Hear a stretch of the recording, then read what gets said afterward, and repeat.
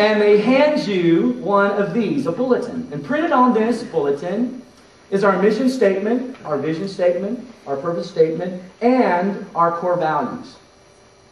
Philosophically, what's printed right here is what drives Crosspoint Church. This is what we're all about. Philosophically speaking, these words have been written to paint a picture of the future that produces passion within us. At least that's what they're supposed to do. But I have been reminded recently that vision leaks. Did you know that? Vision leaks. Vision has a way of kind of just slipping away and fading away. When I thought about speaking on vision today, my first thought was, I've already done that. And I thought about it some more, and I thought, I've already done 15 vision messages since I've been here in the last 5 years. I've already said that not once, but 15 times. But just like we need to remind ourselves to take out the trash, remind ourselves to pick up the kids and pay the bills and read our Bibles and do exercise, which I'm not doing well with right now, and pick up the milk at the grocery store, we have to be reminded of what our vision is. What is that picture of the future that produces passion within us here at Crosspoint? Well, I do encourage you to read what's printed on the bulletin, not right now, but I do encourage you to read this. But there's really a lot there, isn't there? If you gave me a test on this, even though I had a lot to do with it, I probably would not get all of it right. So I want to just get down to the main thing. Here's the main thing we're about as a church, okay? We want to see irreligious people or unsaved people or lost people come inside the four walls of this church. We want to see them get saved, and we want to see them start the process of becoming fully devoted followers of Jesus Christ. Amen. That's the main thing. We want to make friends with people who don't know Christ, invite them to church, see them get saved, and walk with them through this process of becoming fully devoted followers of Jesus Christ. If you don't get all this, we do need to get the main thing, and that's the main thing here at Crosspoint. Now, you might say, well, Harv, I understand that philosophically. I do understand that. But practically, how are we doing that? Well, here's how, and it's real simple. We've designed 3 environments here at Crosspoint: foyer, living room, and kitchen. Say those 3 words with me. Foyer, living room, and kitchen. And everything that we do here falls into one of these 3 environments. Let's talk about these environments. Our first environment is what we call our foyer environments, or foyer events. That's what our Sunday morning services are. Our Sunday morning services are designed for you to invite unsaved and irreligious and lost people to. Just in case you're getting a little sidetracked here, when you go to someone and you invite them to church, you don't say, you're irreligious, or you're unsaved, or you're lost, so I'm inviting you to church. That'll be our little secret, okay? But our foyer environments are designed for our guests. Our services are very seeker-friendly, and they are warm, and they're welcoming. When you go to someone's home, and you ring the doorbell, and they answer the door, and invite you in, what's the first area you walk into? It's the foyer, right? Foyers are where we welcome guests into our homes. If they're wearing a coat, we take that, and we hang it up, and we invite them to come in. That's exactly our philosophy here at Crosspoint. Our Sunday morning services are designed to invite guests to our church. And we take a lot of time to create services and series and atmospheres to make people feel comfortable and accepted and welcomed here.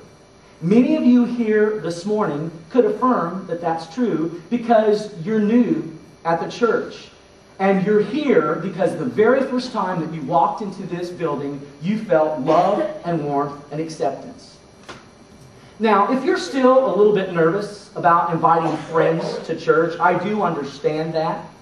But I do want to encourage us as a church body to get over that nervousness and invite our friends to church. I promise you they will not be embarrassed, and more than likely they will even enjoy the service. Our goal every Sunday morning is to create an unforgettable worship experience where new people come in and say, well, I might not buy into the whole thing, but I really kind of enjoyed it. It's kind of interesting, and I think that I'm going to go back. So our Sunday morning services, our foyer environments, are specifically designed to invite irreligious people to. Our second environment is what we call our living room environments or living room events. Living room environments are for our friends. They are for people who have come on Sunday mornings, but they haven't gone beyond that. Our living room environments are designed to help our guests take the next step. Just like when someone comes to your home, after you welcome them into the foyer, you say, come on into the living room, have a seat, and make yourself at home.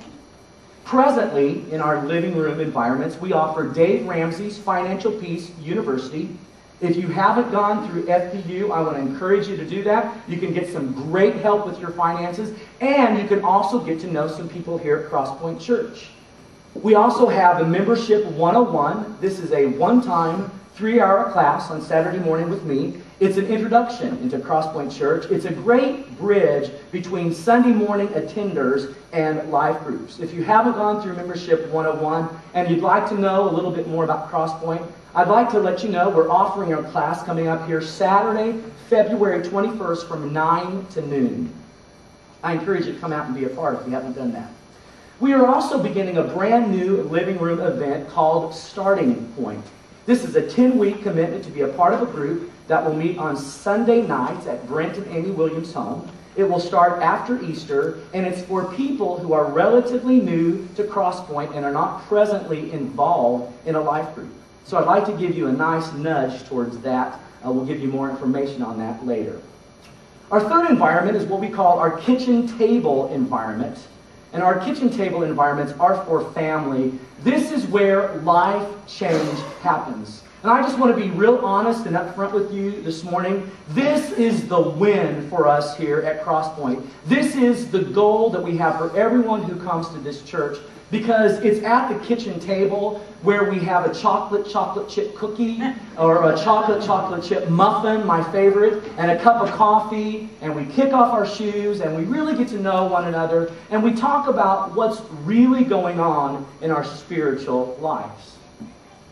Right now, our kitchen environment or our kitchen table environments are our life groups. They meet on Sunday morning at 9 a.m. and 10:35 a.m. They also meet on Wednesday nights. Right now, we are having gender-based Bible studies, and I want to tell you, these are rich. I am totally enjoying these gender-based Bible studies that we're in right now. The 50-plussers also host 2 life groups during the week. Tammy Williams hosts a life group during the week, especially for moms. And we have kitchen table events built right into the youth department and built right into the children's department, because we believe that people are best developed into fully devoted followers of Jesus Christ by a kitchen table environment, a small group experience. If you're not involved in one of these kitchen table events, I really urge you and encourage you to get involved, because it's so awesome to be able to sit down and talk about the dynamics of living out our Christian life in today's world with other people. There's nothing like it in the whole world. I promise you, if you get involved, you won't regret it. So practically speaking, this is how we live out our vision. So let's do a quick review, okay? Because everything about vision falls under philosophy and practicality, at least it does for me. So here's the main thing. The main thing is we want to get unsaved, irreligious, lost people to come inside the 4 walls, get them saved, and begin the process